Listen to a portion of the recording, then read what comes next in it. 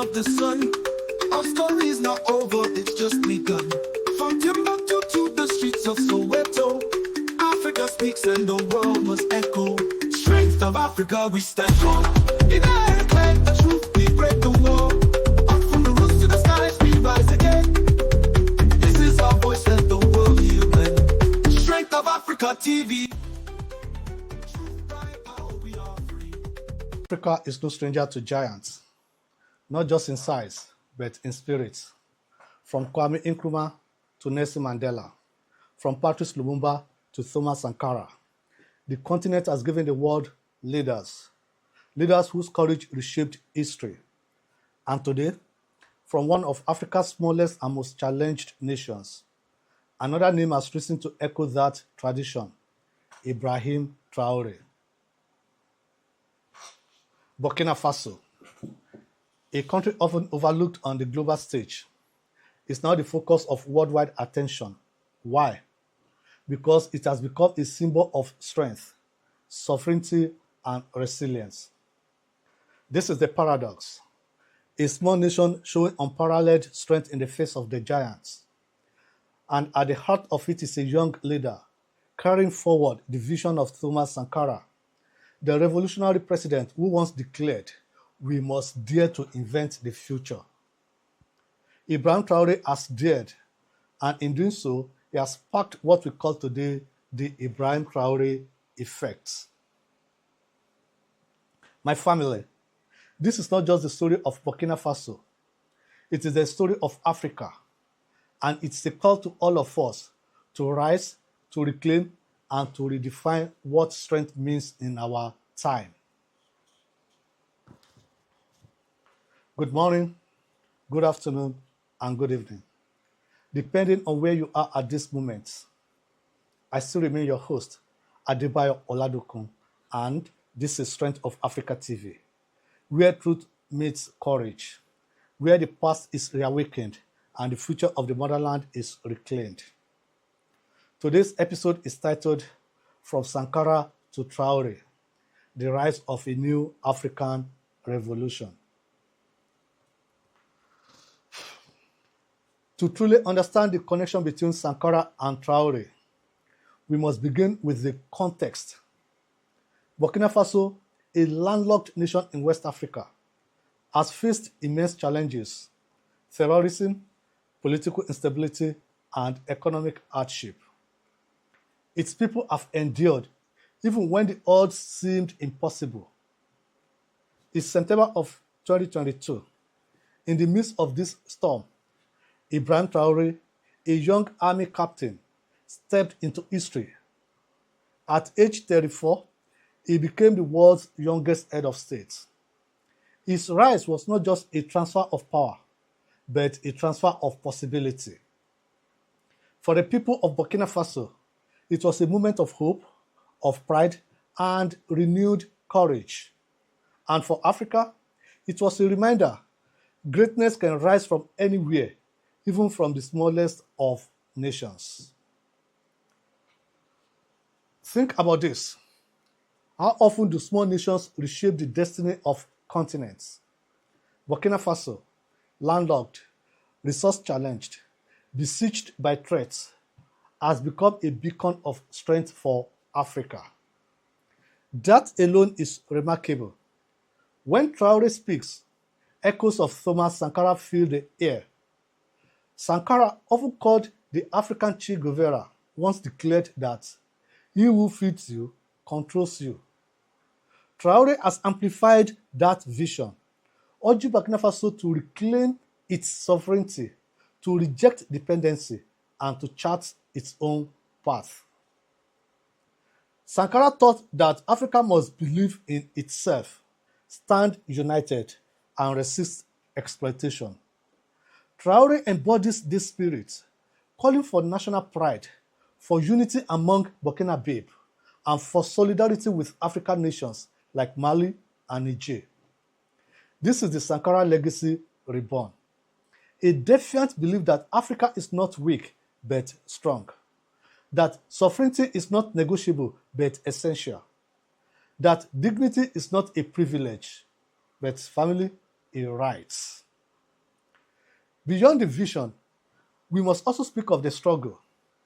Sankara's struggle was not only against poverty and corruption, but against the deeply entrenched systems of neocolonialism. Neocolonialism that sought to chain Africa's destiny to foreign interests. He faced enmity from both within and outside Africa. Critics who feared his radical honesty, leaders who resisted his reforms, and global powers unsettled by his independence. His assassination was not the end of his dream, but proof of how threatening true freedom can be to those who benefit from dependence. The vision of Sankara carried was not for Burkina Faso alone, but for all Africa, a continent of dignity, self-reliance, and unshakable unity. That vision lives on in Traoré's courage and the legacy. It is written in the hearts of Africans who dare to believe that sovereignty is worth fighting for, no matter the cost. The enemies may change faces, but the resistance, my family, continues. The torch of Sankara burns in the hands of Ibrahim Traoré. What does it mean when a young man carries the torch of a revolutionary who was silenced a decade or some decades ago? It means the dream never died. It means Africa's story of resistance continues. The Ibrahim Traoré effect is not confined to Burkina Faso alone. Across Africa, young people are awakening. They are seeing leadership that looks like them, sounds like them, and believes in them. For decades, African politics was dominated by the old guard. Now, a new generation dares to imagine differently.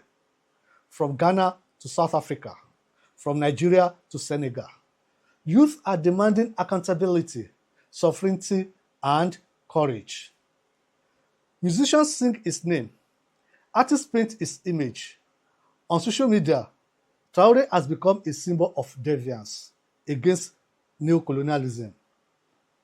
And let us not forget, it is not just about one man, it's about an idea that Africa can rise by its own strength, that Pan-African unity is possible, that the chains of dependency can be broken, that my family is why his story matters.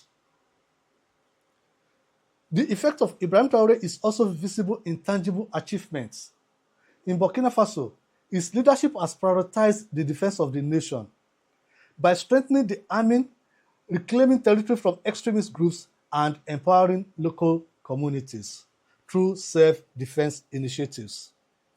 He has fostered agricultural reforms aimed at food self-sufficiency, echoing Sankara's dream of a Burkina Faso that feeds itself. Schools and health initiatives are being revived, even under siege, proving that resilience is possible. Across Africa, his effect is symbolic but powerful. His courage has inspired movements in Mali, Niger, and beyond, pushing leaders to question foreign military presence, unfair trade deals, and the lingering shadows of colonization. Traoré has given young Africans a renewed sense of ownership in their nations, showing that leadership is not only about power, but about serving and defending the people. I want you to believe that Africa's greatest strength lies not in its resources, but in its people. And that's the spirit Traoré is amplifying across the continent. Yet, let's be honest. Challenges remain. Burkina Faso faces relentless attacks from extremists. Its economy struggles under sanctions and global isolation. Traoré is admired, but admiration must match with results. Can it turn inspiration to transformation? Can a small nation bear the weight of continental expectations? There is a danger in hero worship. Leaders must be supported by systems, institutions, and people who share the vision. Otherwise, the dream risks fading when the man is gone. And so we ask ourselves, Can the Ibrahim Traoré effect outlast Ibrahim Traoré himself? That is the test that lies ahead. My family, there is a question for us, and please let me know your answer in the comment section. The question is, do you believe Africa needs more leaders like Sankara and Traoré today? Please share your thoughts in the comments section. Yes or no, and why? Ibrahim Traoré's path is not free of storms. Storms from within. He faces the challenge of uniting a nation divided by political factions, extremists, and economic hardship. Not all supports his reforms, and corruption remains a persistent shadow. Externally, he faces threats from powerful global interests, who see his deviance as dangerous. Foreign governments, multinational corporations, and even regional bodies exert pressure. Pressure through sanctions, isolation, and diplomatic hostility. Extremist groups continue their violent campaigns, hoping to destabilize its leadership and weaken Burkina Faso's resolve. Yet, every threat faced is also a reminder of why its vision matters. For when a leader is opposed by forces both internal and external, it's often a proof that he stands for something greater than himself. Let me challenge you, my family. Will Africa settle for symbols, or will it build systems? Will we admire leaders, or will we multiply them? And what lessons can we learn from this story? First, that youth are not the future, they are the present. Second, that sovereignty is not optional, it is our right. It is the foundation of true freedom. And third, that small nations can shake the world when they refuse to bow. And finally, that Africa's strength is not only in its land and minerals, it is in the spirit of its people. Sankara once said, "You cannot carry out fundamental change without a certain amount of madness." Perhaps it is that boldness, that refusal to accept things as they are, that makes leaders like Traoré so powerful. And perhaps that is the madness all Africa needs today. This story, my family, is a lesson of courage to Africa's leaders. Let the example of Ibrahim Traoré remind you that leadership is not a crown of comfort, but a mantle of sacrifice. To stand firm when the winds of pressure blow. To choose the path of dignity even when it is hard. That is the call of a true leadership. And to Africa's youth, you are not bystanders. You are the heartbeat of the continent. Rise with knowledge, rise with unity, and rise with courage. Do not wait for tomorrow. You are the builders of today. Your strength, your ideas, your resilience are Africa's most powerful weapons. The story of Sankara and Traoré shows us that youth is not a limitation. It is a weapon of change.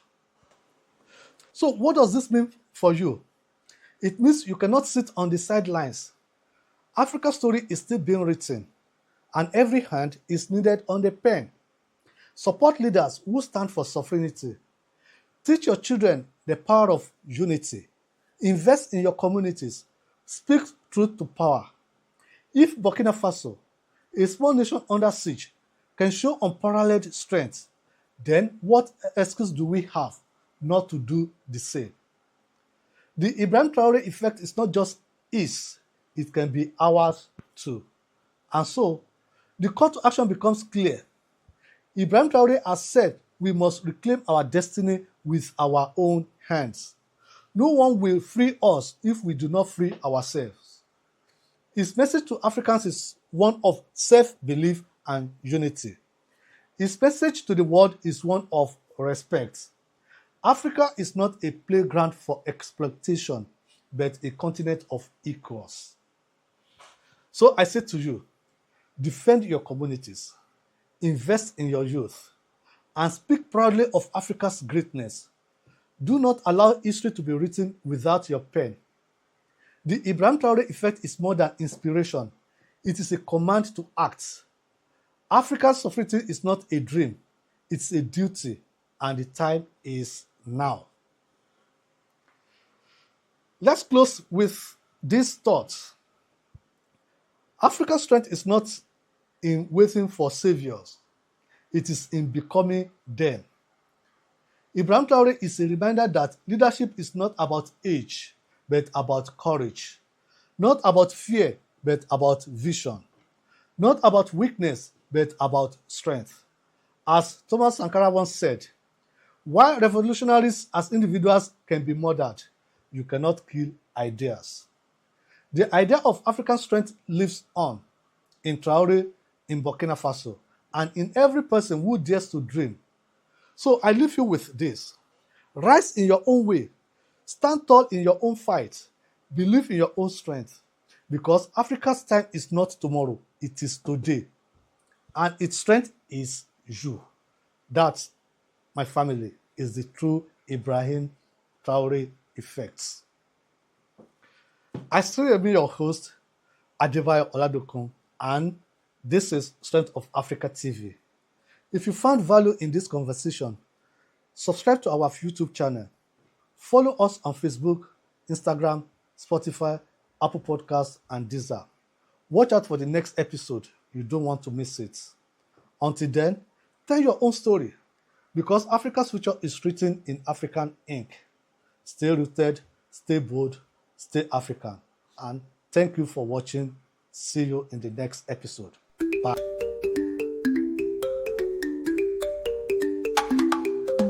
Arise about children of the sun. Our story is not over, it's just begun. From Timbuktu to the streets of Soweto, Africa speaks and the world must echo. Strength of Africa, we stand.